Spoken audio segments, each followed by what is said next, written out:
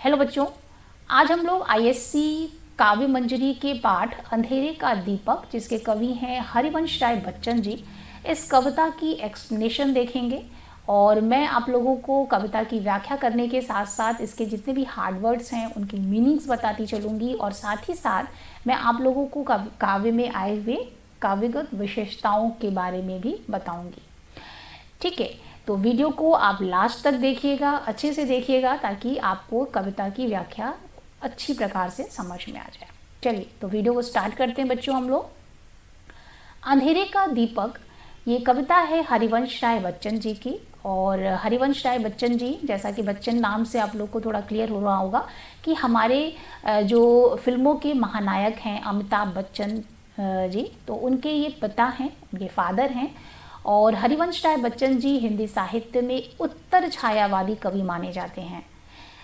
और इनका जन्म जो है वो प्रयाग में हुआ था, इलाहाबाद में, और इनकी जो पढ़ाई लिखाई है वो भी बनारस और इलाहाबाद में ही हुई थी। और इन्हें हिंदी साहित्य में हालावाद का प्रवर्तक माना जाता है, फाउंडर माना जाता है। ठीक है, और इनकी ये जो कविता है अंधेरे का दीपक, ये इन्होंने तब लिखी जब इनकी पत्नी, पहली पत्नी जो थी श्यामा, उनका देहांत हो गया।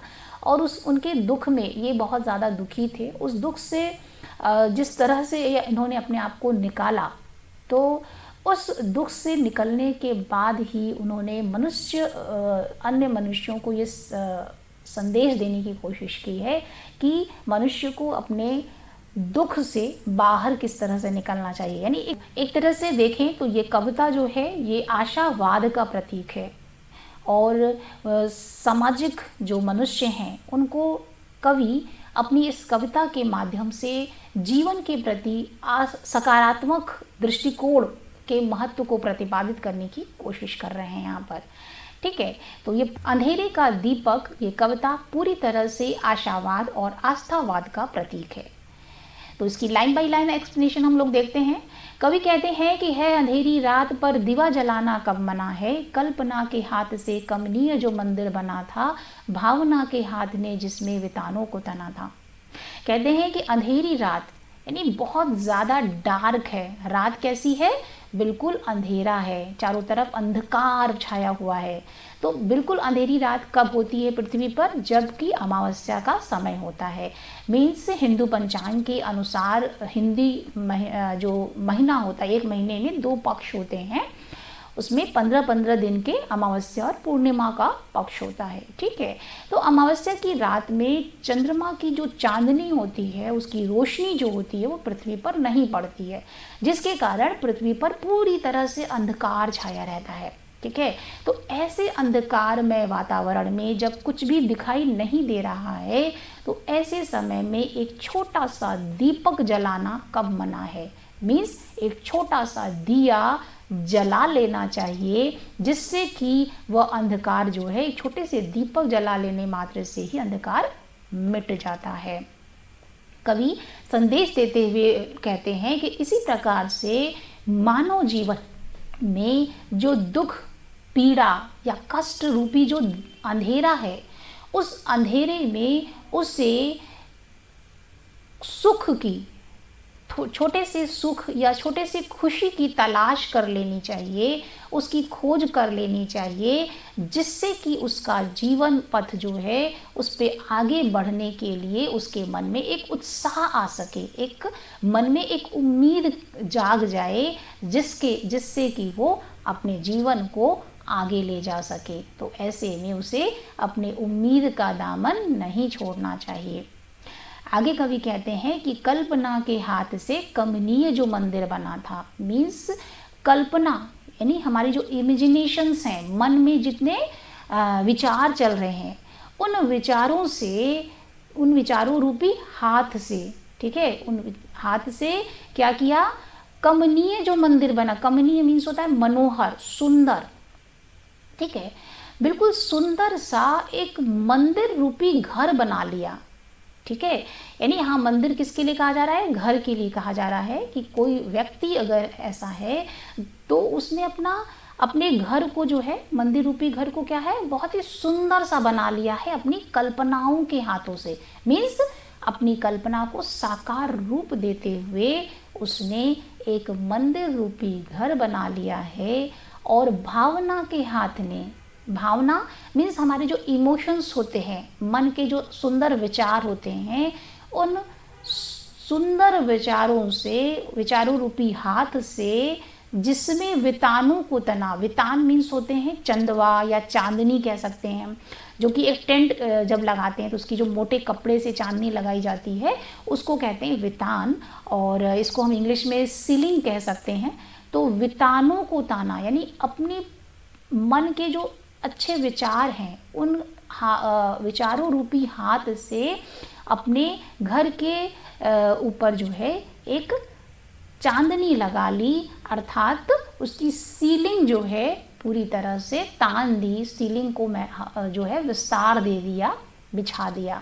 ठीक है, तो अर्थात कवि कहना चाहते हैं कि अपने इस प्रेम रूपी भावना के हाथ से हमने अपने मंदिर रूपी घर की को विस्तार दे दिया। ठीक है, आगे कवि कहते हैं कि स्वप्न ने अपने करों से, स्वप्न यानी जो हमारे ड्रीम्स होते हैं, ख्वाब, सपने, यानी सपनों रूपी हाथों ने, यानी कर मीन्स होता है हाथ, तो स्वप्नों के करों से जिसने था रुचि से सवारा, रुचि मीन्स इंटरेस्ट। ठीक है, हमारे जो पसंद की चीज़ें हैं, तो उन पसंद की चीज़ों से हमने उसे अपने घर को पूरी तरह से सुसज्जित किया, सजा दिया।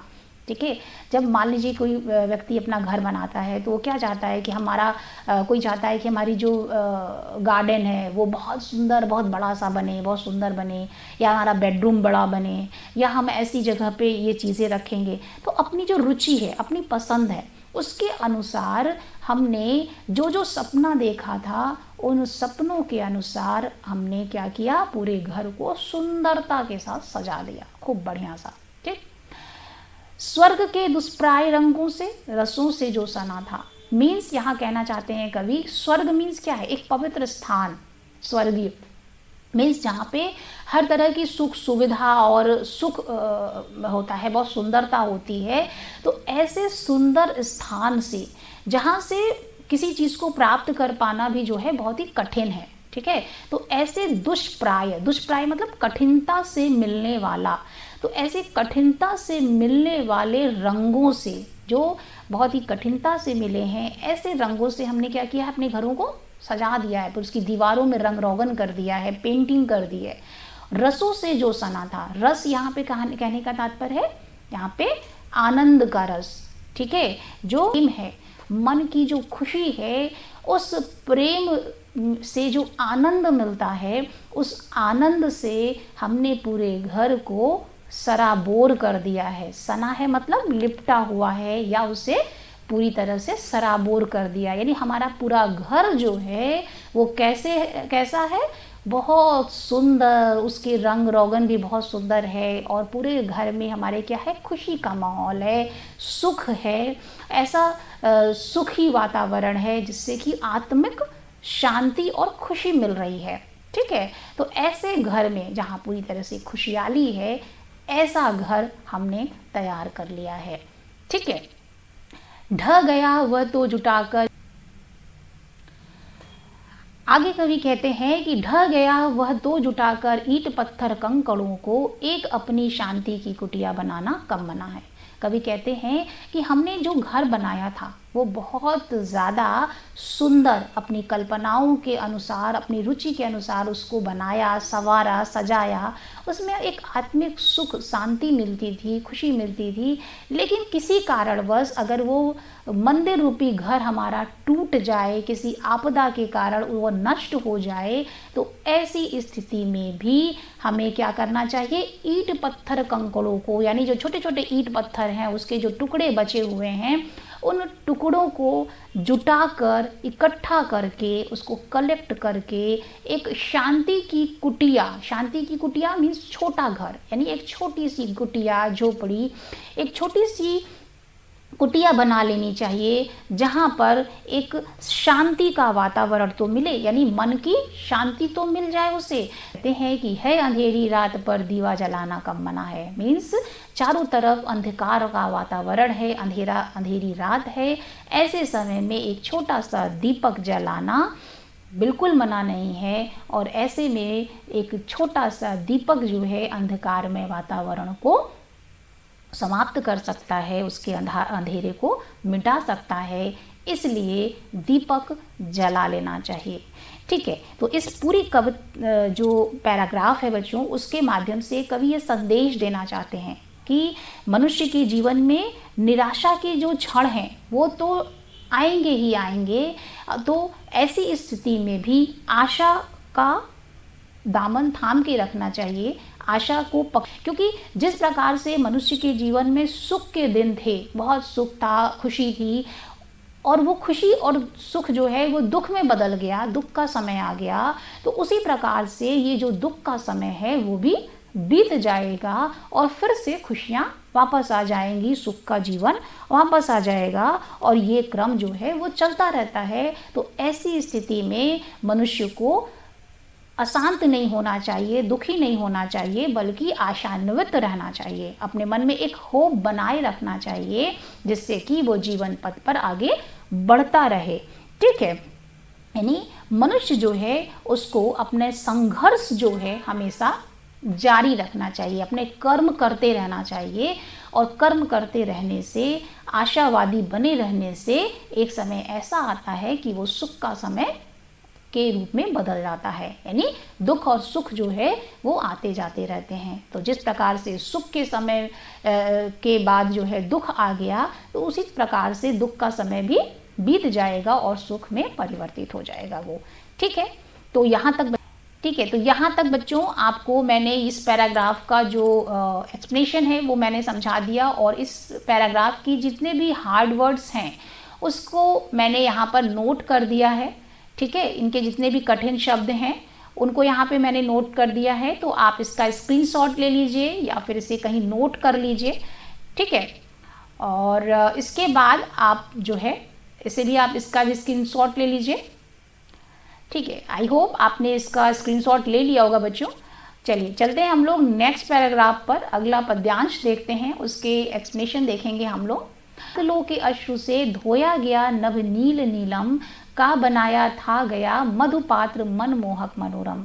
यानी इन पंक्तियों के माध्यम से भी कवि जो हैं मनुष्य को आशा का ही संदेश दे रहे हैं। यानी ये जो पूरी कविता है बच्चों वो चूँकि सकारात्मक जो सोच है उसको ही आगे ले जाने का काम करती है। कवि जो है आशावाद का संदेश दे रहे हैं और अलग अलग उदाहरणों के माध्यम से दे रहे हैं। यानी पहले उन्होंने उदाहरण दिया कि कोई घर बनाया है हमने और वो टूट गया तो क्या करना चाहिए। अब इन पंक्तियों में कवि जो है एक शराबी व्यक्ति जो है, जो शराब पीने की उसकी लालसा होती है और उस लालसा में भी अगर उसके किसी तरह का विघ्न पड़ जाए तो उसे क्या करना चाहिए, अपनी प्यास उसे कैसे बुझानी चाहिए, उसके माध्यम से यहाँ पर कवि संदेश दे रहे हैं और उस आशा को जीवन में बनाए रखने का संदेश दे रहे हैं। ठीक है, तो कवि कहते हैं कि बादलों के अश्रु से, बादल क्या होते हैं, यानी पानी से जो भरे हुए बादल होते हैं, और उन बादलों को ही, उनके पानी को अश्रु कहा गया है, यानी आंसू कहा गया है।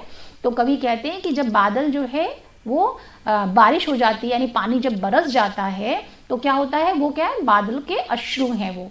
तो बादल जब अपने अश्रु बहा देते हैं, यानी बारिश जब हो जाती है तब क्या होता है, धोया गया नभ, यानी जब पूरी तरह से बारिश हो जाती है, बादल छट जाते हैं तो नभ जो है यानी आकाश, आसमान जो है वो क्या हो जाता है, पूरी तरह से साफ, स्वच्छ, नीला हो जाता है। ठीक है, तो ऐसा बिल्कुल नीले रंग का जो आसमान है, उसका जो रंग है स्वच्छ, उसी प्रकार से एक नीलम, नीलम मीन्स होता है, नीलम पत्थर यहाँ कहा गया है, एक रत्न होता है जो कि बहुत ही कॉस्टली होता है, बहुमूल्य होता है। तो उस नीलम पत्थर का जो रंग है वो कैसा है, बिल्कुल आसमान की तरह नीला, साफ, स्वच्छ है। राइट, आगे कहते हैं कि का बनाया गया मधुपात्र, मधुपात्र मीन्स होता है, मधु मीन्स होता है शहद, या फिर कह ले मदिरा भी कहते हैं, शराब, और पात्र मीन्स होता है यूटेंसिल्स या बर्तन, इसको गिलास भी आप कह लीजिए। तो जो मदिरा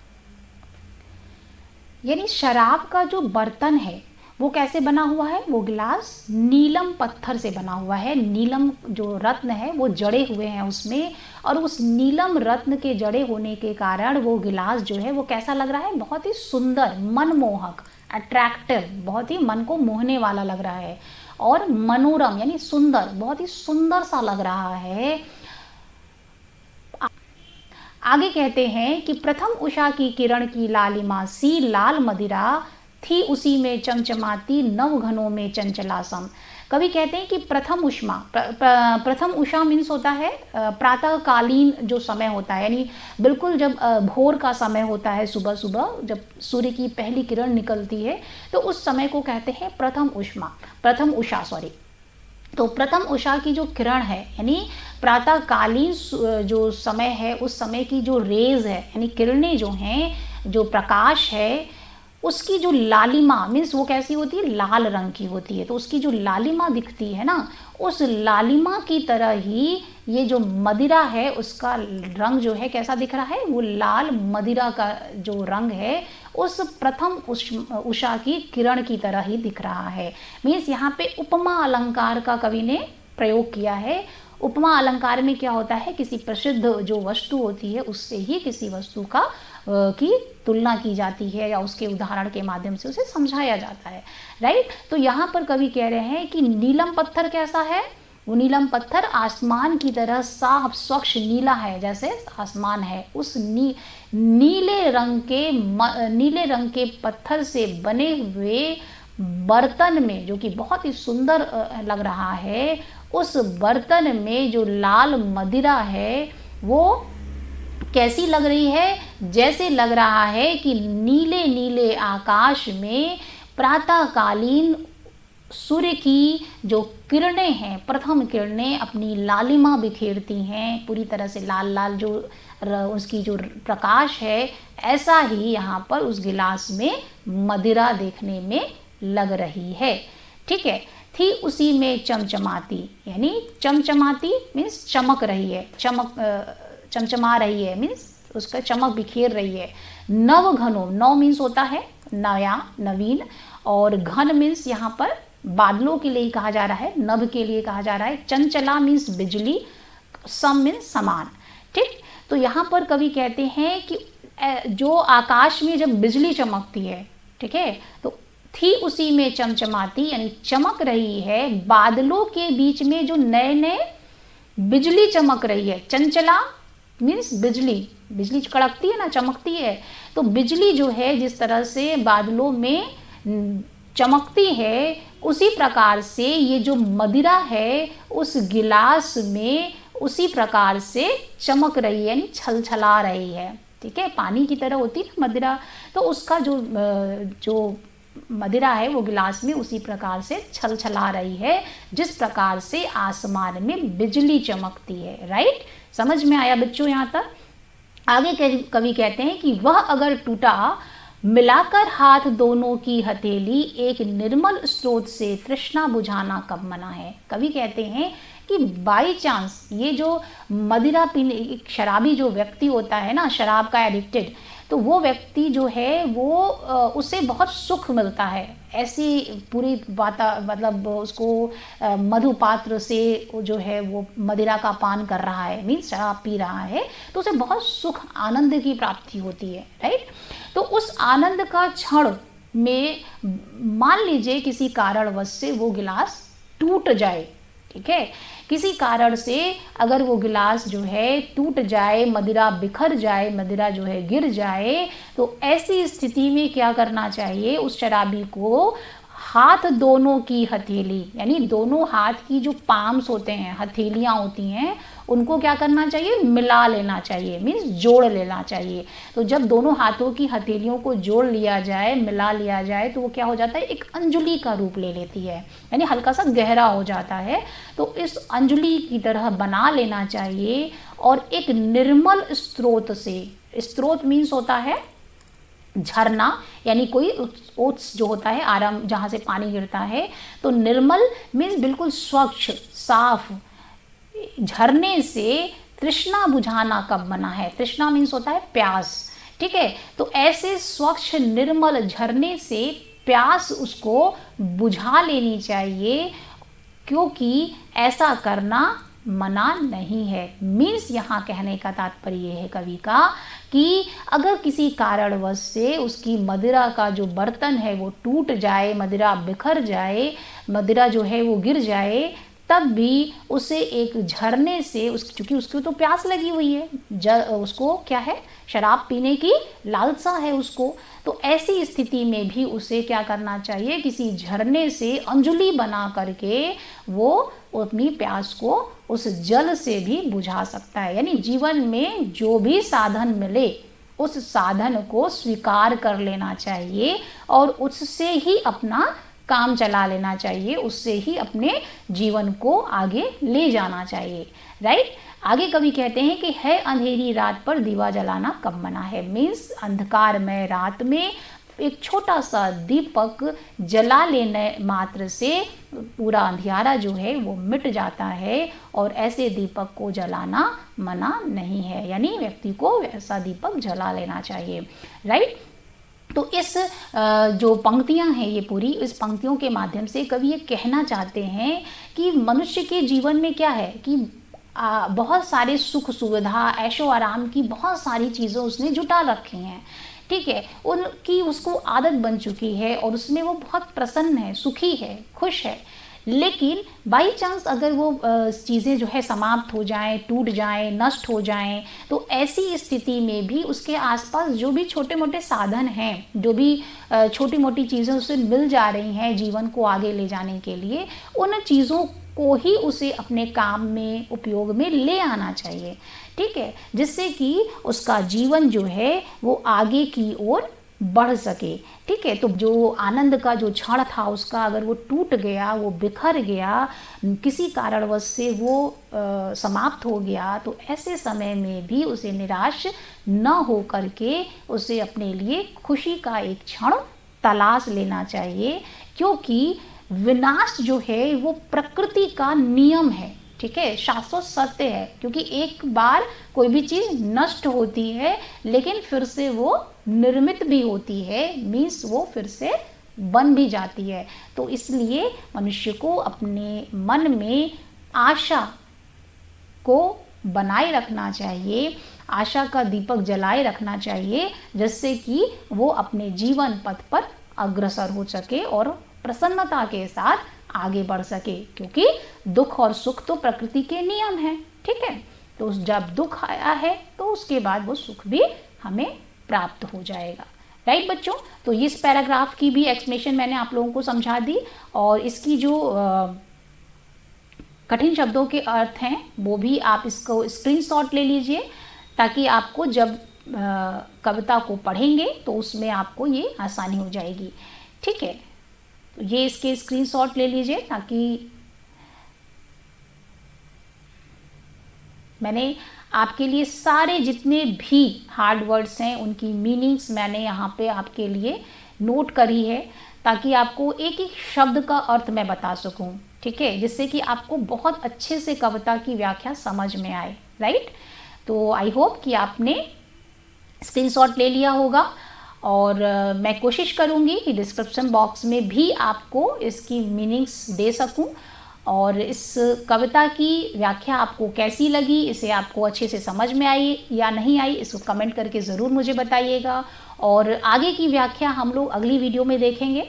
तब तक आप लोग अच्छे से अपनी पढ़ाई कीजिए। All the best, thank you. और वीडियो को लाइक, शेयर, कमेंट करना बिल्कुल मत भूलिएगा, और चैनल को भी सब्सक्राइब ज़रूर कीजिएगा। Okay, thank you.